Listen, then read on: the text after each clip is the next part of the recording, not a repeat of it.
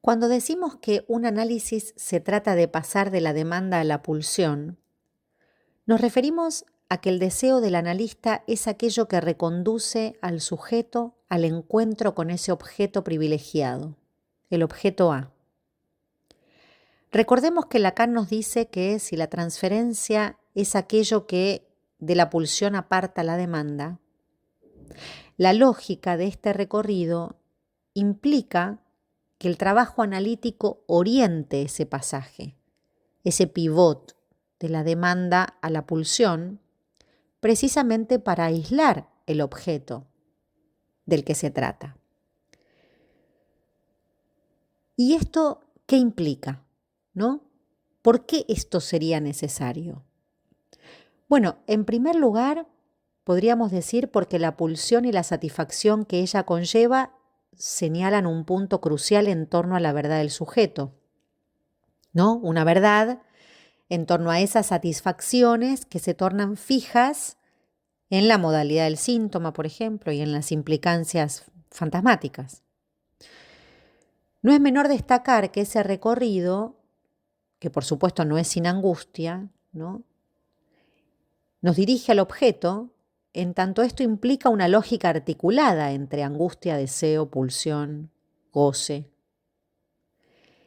Y la vuelta a la pulsión es necesaria para abordar precisamente lo real, ¿no? Esto hace necesario no quedarnos en la demanda, mucho menos en su satisfacción, por supuesto. Y hace a la precisión en el manejo de la transferencia por parte del analista. Ahora bien, ¿hacia dónde se dirige esa operación? Por la vía de la transferencia.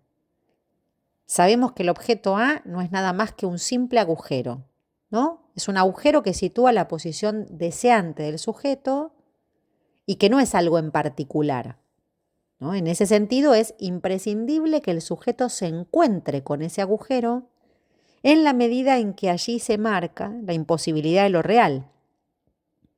Ahí se caen los velos, podríamos decir, ¿no? Los velos del saber, los recubrimientos imaginarios y engañosos que toma el objeto.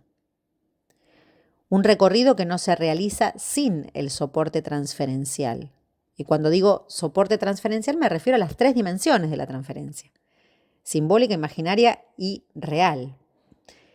Entonces, la demanda de amor, esa demanda que exige satisfacción sostenida en el fantasma, logra conmoverse, ¿no?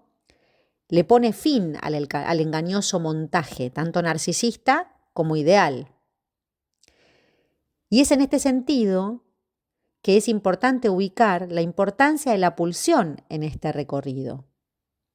Es por esta razón que podemos retomar la pregunta que se plantea Lacan respecto de cómo y qué hacer con la pulsión más allá del soporte fantasmático, ¿no? Porque hay un objeto postizo, ortopédico, que funciona velando, tapando ese agujero real. Entonces podemos preguntarnos qué sucede a nivel de la pulsión cuando se ha deshilachado, desilvanado ese entramado fantasmático. Y aquí es donde me parece que la salida es por la vía del amor, ¿no? Puede ser una respuesta posible. Ahí donde solo el amor permite al goce condescender al deseo, ¿no? Este aforismo que escuchamos tantas y tantas veces hace referencia a que no hay objeto que satisfaga la pulsión y el deseo. En esto podemos decir que los analistas colaboramos con el desengaño, digamos, ¿no? Lacan decía, el amor que en la opinión de algunos hemos querido degradar, solo puede postularse en ese más allá donde, para empezar, renuncia a su objeto. Es por esto que un análisis posibilita que el sujeto quede frente a otra posición, entre otras cosas, ante el amor, ¿no? ¿Cómo se relaciona el sujeto con la pulsión y con el deseo, más allá del fantasma? Esto va a implicar que la pulsión alcance una vía, un recorrido que vaya, por ejemplo, más allá del falo, ¿no? Más allá del A. Ese borde, ese recorte del objeto, marca su caída. Y con eso se enlaza la división en tanto no solo falta del otro, sino falla del otro, ¿no? Su falla estructural y estructurante. Esto conlleva un nuevo modo de relación, un nuevo modo de lazo. Y en este punto es donde entra en juego el amor.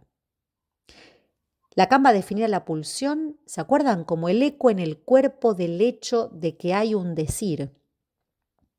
Y en tanto eco del decir, esto nos lleva a pensar precisamente en el funcionamiento pulsátil del inconsciente, ese inconsciente que postula a la altura del seminario 11.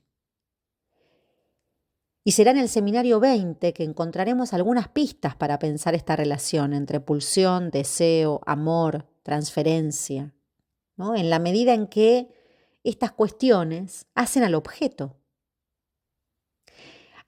que puede ser entonces ya considerado en tanto posición del analista semblante, el operador fundamental, ¿no? En tanto el analista se hace señuelo del deseo del analizante. En torno a esta operación me parece que es importante decir al menos dos cosas. Primero, que de lo que se trata es de la no satisfacción de la demanda, ¿no? Que la transferencia presenta. Esto como primer punto. Y en segundo lugar, la advertencia de que el objeto va a tomar la forma narcisista e ideal en ese ofrecimiento transferencial. Esta es la razón por la cual los analistas no podemos más que ofrecer semblantes o señuelos de ese objeto en cuestión. Lo digo de otro modo, lo que los analistas ofertamos es la castración, ¿no? Eso que indica de la falta de una manera radical.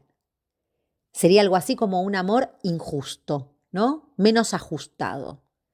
Un amor que no se sostiene en mediciones ni en la espera de la reciprocidad. Es en este sentido que la no espera de lo recíproco se vuelve solidario de la falta, solidario del deseo, de la no relación sexual, de la falta de proporción, ¿no? Y el objeto es eso que cae como residuo de la transferencia.